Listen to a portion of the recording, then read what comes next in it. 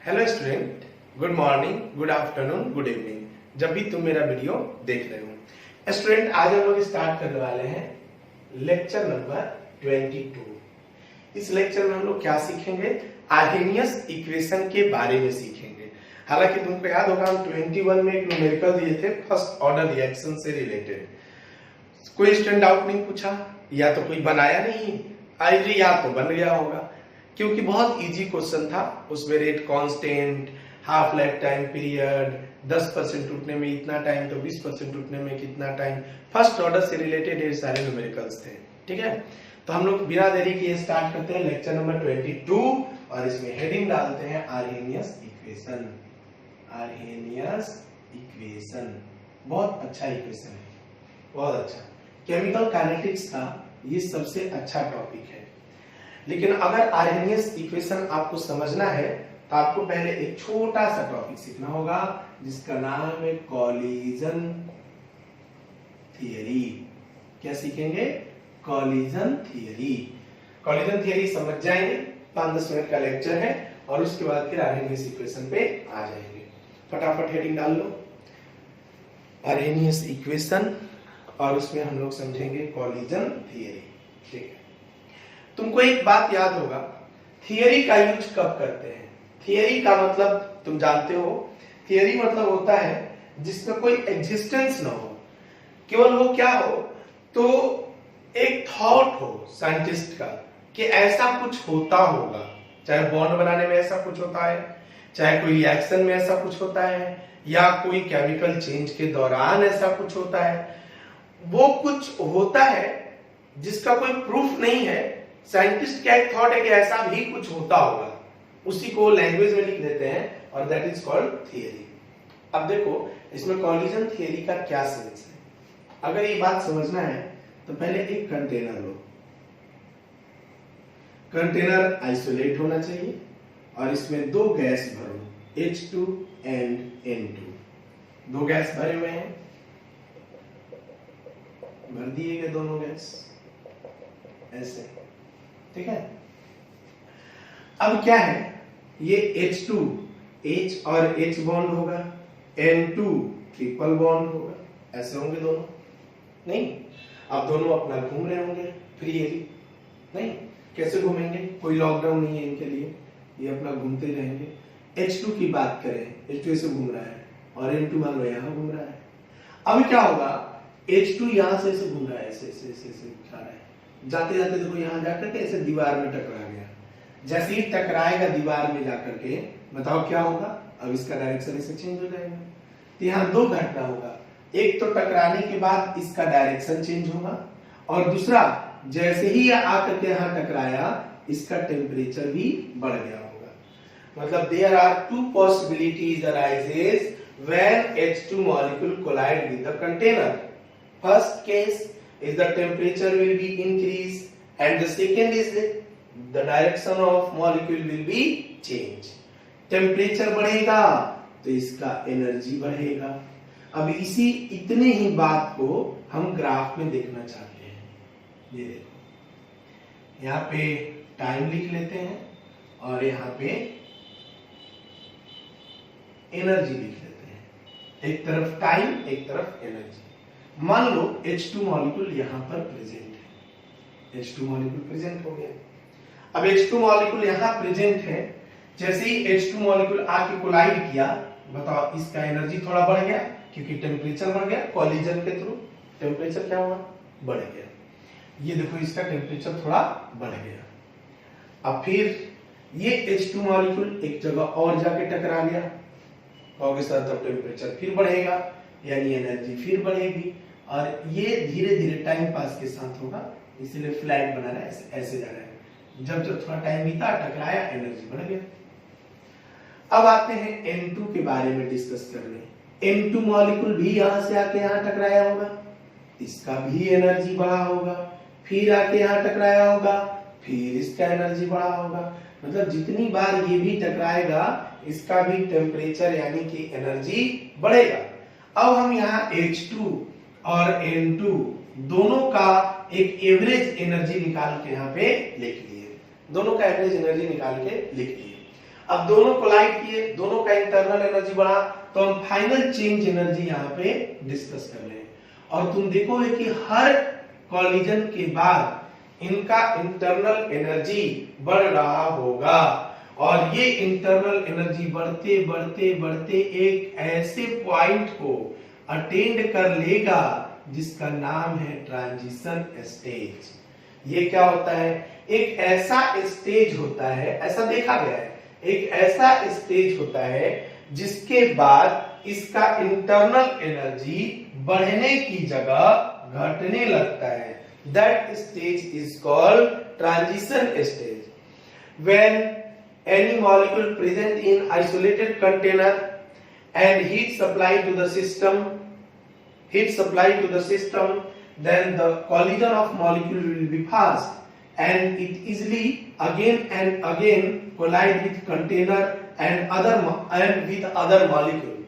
During this process the internal energy of the system will be increased. क्या बोल रहे हैं? हम बोल रहे हैं कि अगर कोई मॉलिक्यूल को आप कंटेनर में रख दीजिए और हीट सप्लाई करिए तो मॉलिक्यूल का कॉलिजन रेट बढ़ जाता है। कैसे? वो या तो कंटेनर से या दूसरे मॉलिक्यूल से जल्दी जल्दी टकराने लगते हैं, क्योंकि आप हीट पास किए, इनका एनर्जी बढ़ गया। तो जब जल्दी जल्दी टकराएंगे तो ये एनर्जी जल्दी जल्दी पार होगा, और करते करते ये लोग एक ऐसे स्टेज को पहुंच जाते हैं जिसका नाम होता है ट्रांजिशन स्टेज। ये एक हाइपोथेटिकल स्टेज है।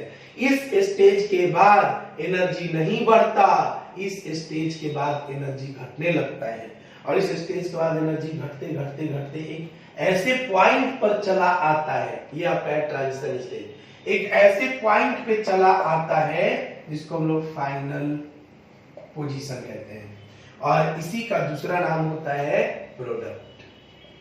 क्या नाम होता है? प्रोडक्ट। मतलब H2 और N2 आपस में कोलाइड कर रहे थे और एनर्जी बढ़ा रहे थे, फिर एक ऐसा समय आया जब ये ट्रांजिशन स्टेज पे पहुंचे और उसके बाद ये लोग आपस में मिलकर अमोनिया बना लिए। ये है कॉलिजन थियरी। ठीक है? क्या ये कॉलिजन थियरी? इसी बात को अगर तुम चाहोगे तो लैंग्वेज में भी लिख सकते हो। ठीक? जो भी हम अंग्रेजी में बोले उसको सुन के एक बार फिर से वीडियो रिवाइंड करके सुन के लिख लेना नोट से।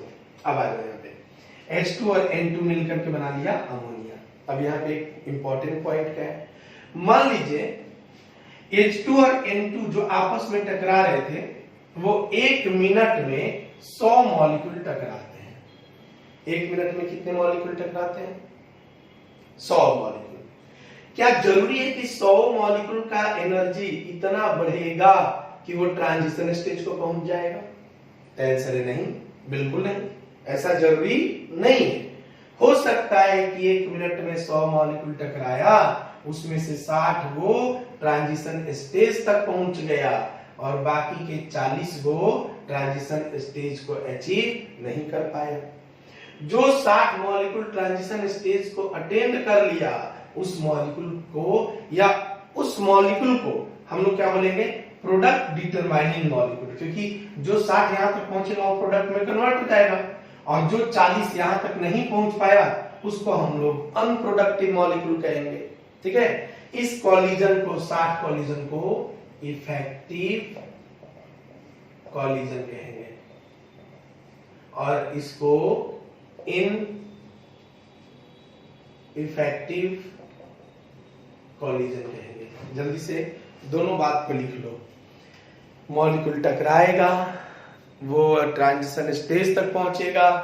अगर ट्रांजिशन स्टेज तक पहुंच गया तो उस कॉलिजन का नाम होगा इफेक्टिव कॉलिजन, और अगर वो ट्रांजिशन स्टेज तक ना पहुंच के बीच में कहीं रह गया तो उसका नाम होगा इनइफेक्टिव कॉलिजन। कॉलिजन 2 तरह का होगा, एक इफेक्टिव, एक इनइफेक्टिव। अब यहां से हम लोग थोड़ा सा लिखने चलते हैं, ये मिटा देते हैं तो केवल समझाने के लिए बनाए थे। कॉलिजन कितने टाइप का होगा बताओ? 2 तरह का। कौन कौन? इफेक्टिव और ineffective. Effective and ineffective. Effective collision जो पूरे अपर लेवल तक पहुंच जाए, ट्रांजिशन स्टेज तक, और ये अपर लेवल तक ना पहुंच पाए, ट्रांजिशन स्टेज को नहीं कवर कर पाए।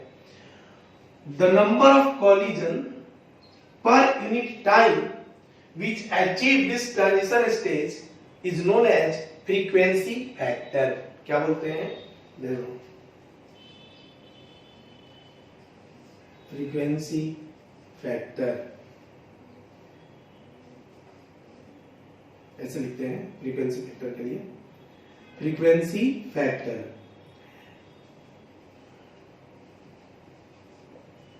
फ्रीक्वेंसी फैक्टर क्या होगा पहले समझो। फ्रीक्वेंसी फैक्टर में the number of collision per unit time which attain the maximum point. Maximum point का मतलब transition stage. Transition stage unit time में वो सारे कॉलिजन जो ट्रांजिशन स्टेज तक पहुंच जाते हैं उसी को हम लोग फ्रीक्वेंसी फैक्टर कहते हैं। इसको बुक में देखोगे ना, ए से दिखाया जाता है। ए, इसी का नाम है कॉलिजन थियरी। क्या है इसको?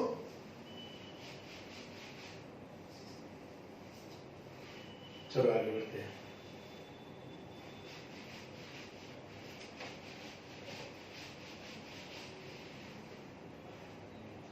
इस तरीके से हम लोग यहां तक पहुंच गए, ठीक है। अब आते हैं आर्हेनियस इक्वेशन क्या कहता है। देखो, एक कंसेप्ट है, छोटा सा कंसेप्ट क्या है कि as we know that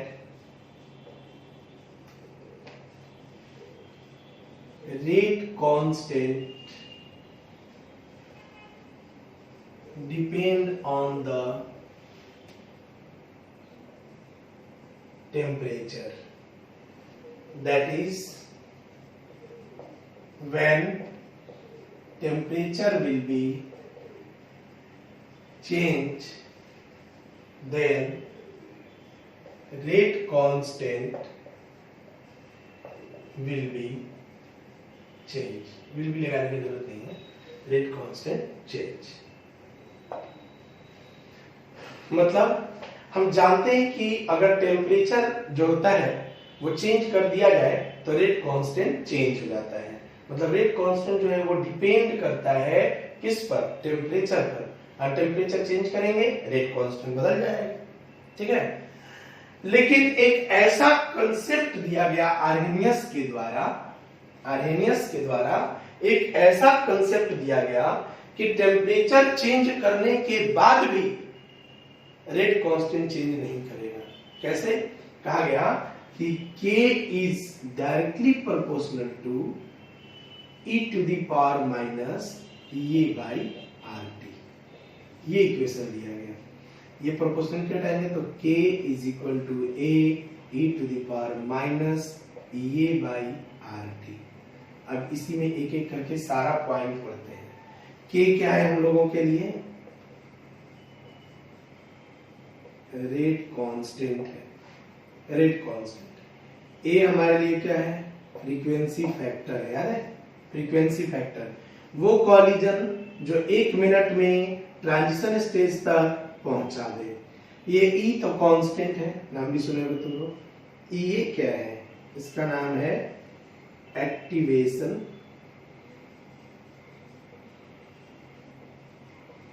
energy.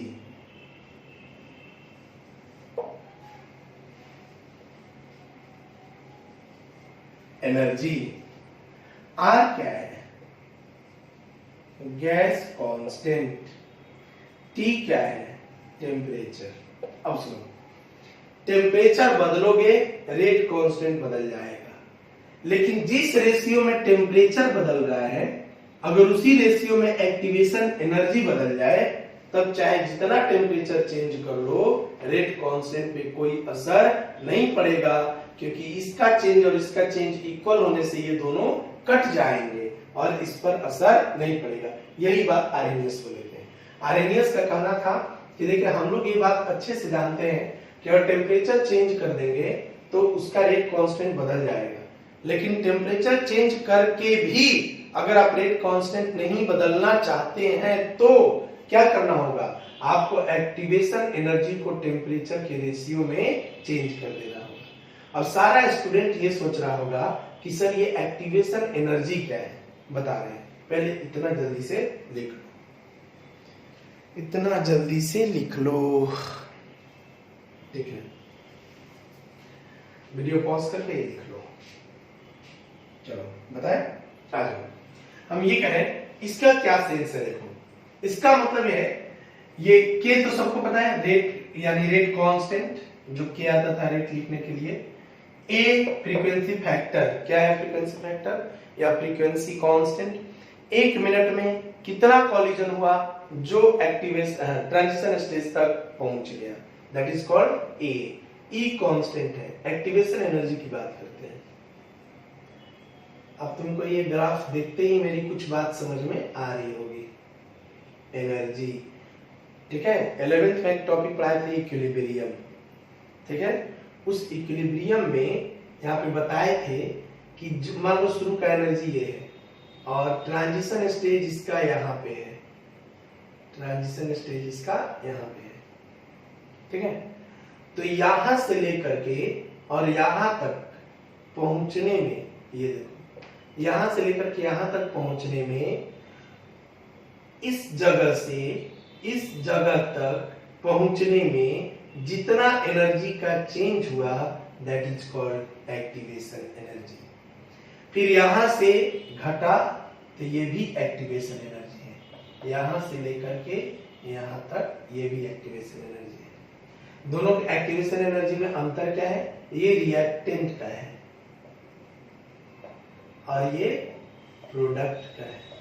अब तुमको पता है activation energy of product minus activation energy of reactant is equal to delta H. Final value यहाँ पे है, इसका फाइनल वैल्यू यहाँ पे है, इसको चेंज निकालोगे ये डेल्टा एच निगेटिव आएगा।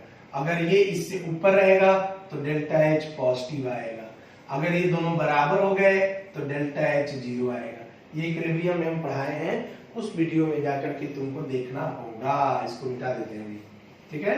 अभी हम लोग बात करते हैं ये वाला, that is called activation energy. यही एक्टिवेशन एनर्जी यहाँ पे दिया हुआ है। आर सबको पता है और टी सबको पता है, तो चलो जल्दी से इसको लिख लो एक्टिवेशन एनर्जी तक। तो हम इसको मिटा दें, वीडियो पॉज करो, इसको जल्दी से लिख लो। चलो आगे बढ़ते हैं।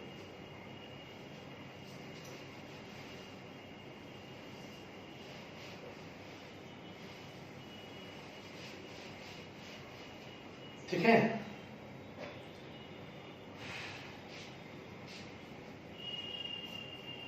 आगे बढ़े।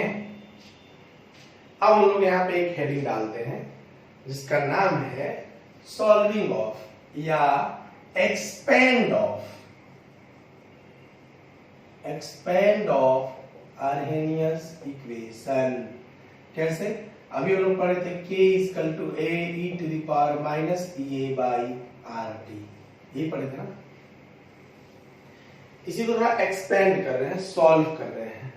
कैसे सॉल्व करेंगे, देखो हम क्या करते हैं, यहाँ पे ले लेते हैं लॉग दोनों side, take log both side. कैसे, log K equal to log A E to the power minus E A by R T. Log के इज इक्वल टू, देखो लॉग ए है ये और एक बी है ये ए और ये B. Log A into B बराबर log A plus log B लिख पाएंगे, तो हम लोग लिखेंगे log A plus log E to the power minus E A by R T, और सब जगह ई लगा देंगे। हो गया, हो गया, आप समझ में आ गया होगा। तो आगे बढ़ते हैं। अब लिखेंगे log K equal to log ए, ये ई ए बाई आर टी आगे आ जाएगा, minus E A by R T, और यहाँ पे लिखेंगे लॉग ई तो हो जाएगा 1। यहाँ तक तुमको समझ में आ गया होगा। ये क्या हो गया, 1 हो गया। अब हम इसको थोड़ा सही करके लिखते हैं। कैसे, लॉग के is equal to minus 1 by sorry minus A by R into 1 by T plus log A, ऐसे लिखेंगे। थोड़ा सा और इसको एक्सपेंड करते हैं, लॉग के को y मान लेते हैं, इतने पार्ट को m मान लेते हैं, इतने पार्ट को x मान लेते हैं और इतने पार्ट को c मान लेते हैं। ध्यान से देखो, y is equal to mx plus c आ गया। तुमको पता है y is equal to mx plus c जो है वो क्या होता है, स्ट्रेट लाइन का इक्वेशन होता है। अब हम यहाँ पे एक एक्सिस बना रहे हैं, जिस एक्सिस पे यहाँ लिख रहे हैं y एक्सिस और यहाँ पे लिख रहे हैं x axis, y axis and x axis. y axis पे लिख देते हैं log k और x एक्सिस पर लिख देते हैं 1 बाई टी। ठीक है, अब ये बताओ, 1 बाई टी लिख दिए x एक्सिस पे, y एक्सिस पे log k लिख दिए। अब तुम ध्यान से देखोगे तो जो माइनस ए बाई आर है वो स्लोप है और स्लोप निगेटिव है, नहीं? तो निगेटिव स्लोप का मतलब क्या हुआ कि ग्राफ ऐसे जाएगा और ये जो स्लोप का वैल्यू होगा वो होगा minus E A by R. देखते चलो एकदम, minus E A by R. और ये जो स्ट्रेट लाइन जहां पे जा करके कट करता है, इस कटिंग पॉइंट को C कहते हैं और ये C है क्या, तो log A है, log A। तो y एक्सिस पे log K, x एक्सिस पे 1 बाई टी, जहां कट किया उसको log A, स्लोप का value minus A by R. बना लो जल्दी से, बहुत अच्छा कंसेप्ट है।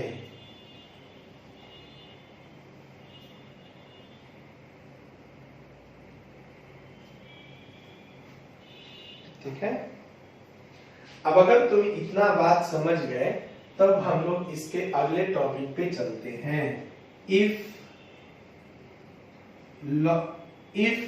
ए यानी फ्रीक्वेंसी फैक्टर इज 1, अगर frequency factor A is equal to 1 होगा, दैट इज log a का वैल्यू 0 हो जाएगा। और जब log a 0 होगा तो जो स्ट्रेट लाइन यहाँ कट करके जा रहा था, अब वो ओरिजिन से पास कर जाएगा। इस ओरिजिन में x एक्सिस को 1 by T and y axis को log k लिखना पड़ेगा। यहाँ पे जो ये स्लोप है, इस स्लोप का value minus A by R लिखना पड़ेगा। चलो बना लो इसको जल्दी से। ठीक है, और इसका स्ट्रेट लाइन का इक्वेशन क्या होगा, y is equal to mx, y is equal to mx, यानी कि log k is equal to minus A by R 1 by T.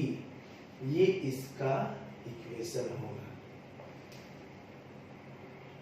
ठीक है, समझ आ रहा है? चलो इसको लिखो।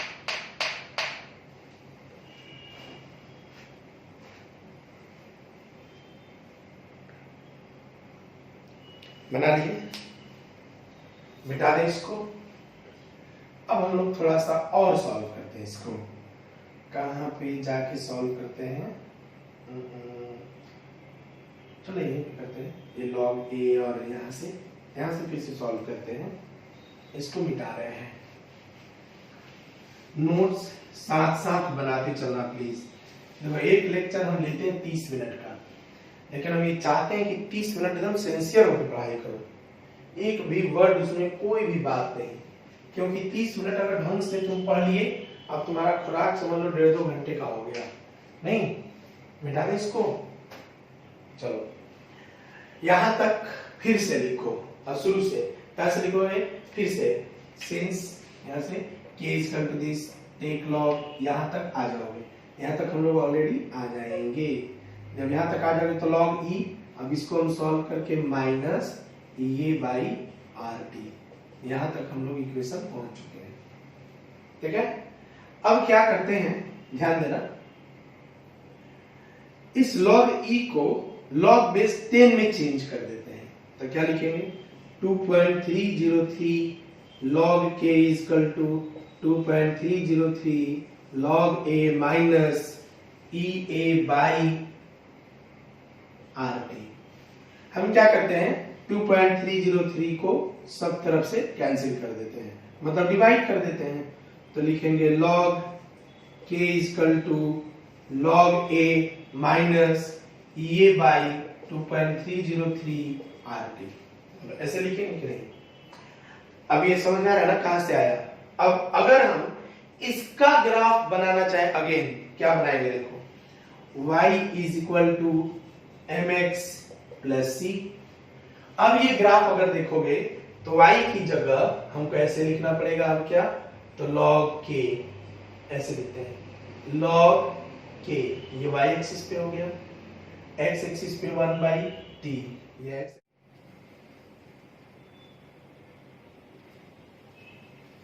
हाँ, यहाँ पे क्या लिखेंगे, यहाँ पे लिखना होगा हमको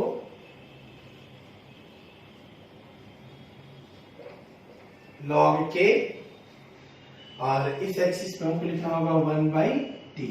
ठीक है, अब अगर इसका स्लोप बनाओगे ऐसे तो निगेटिव स्लोप ऐसे बन जाएगा, और ये जो स्लोप होगा उसका वैल्यू क्या होगा, minus A by 2.303 r, negative slope हो गया इसका। ठीक है, जहां पे ये कट किया है यहां से यहां तक, ये पॉइंट क्या कहलाएगा, c कहलाएगा। c इक्वल टू क्या लिखना होगा, log a लिखना होगा। ठीक है, ये पूरा वैल्यू है, जल्दी से लिख लो इसको, 1/t minus A by 2.303 r ना। अच्छा एक बात और, अगर मान लो a इक्वल टू 1 मान ले फिर से, तो फिर हमारा ग्राफ क्या होगा, ओरिजिन से पास करेगा, फिर ओरिजिन से पास करेगा तो माइनस ए बाई 2.303 और r लिखना पड़ेगा। ठीक है, अब बुक में देखोगे ना तो इसका स्लोप लिखा रहता है माइनस ए बाई 2.303 r। फिर स्टूडेंट हमसे क्वेश्चन पूछता है कि सर आप जो बताए वो तो माइनस ए बाई आर लिखा था, यहाँ पे माइनस 2.303 r लिखा है। ऐसा इसलिए क्योंकि log का बेस अब कितना यूज कर रहे हो, e की जगह 10 यूज कर रहे हो। ठीक है, तो हम जानबूझ के दोनों केस बता दिए ताकि अगर कोई log e से समझे तो उसे भी ग्राफ बनाने में दिक्कत ना हो, और log बेस 10 से समझे उसे भी ग्राफ बनाने में कोई प्रॉब्लम ना हो। उम्मीद है तुमको यहाँ तक अच्छे से सब कुछ समझ में आ गया होगा। जल्दी से इसको लिख लो तो हम बात आगे करें।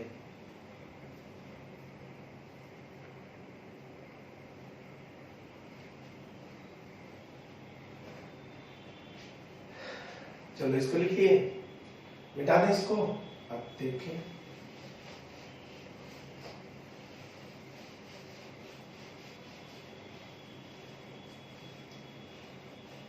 तो ये था हम लोगों का आर्हेनियस इक्वेशन। ठीक है, आर्हेनियस इक्वेशन का अगर कोई फॉर्मूला पूछे तो तुम डायरेक्ट ऐसे लिख सकते हो कि log k equal to log a minus A by 2.303 rt। ठीक है, log के फॉर्म में ये रिलेशन है, और ये कैसा रिलेशन है यहाँ पे, तो log k equal to log a minus A by 2.303 rt।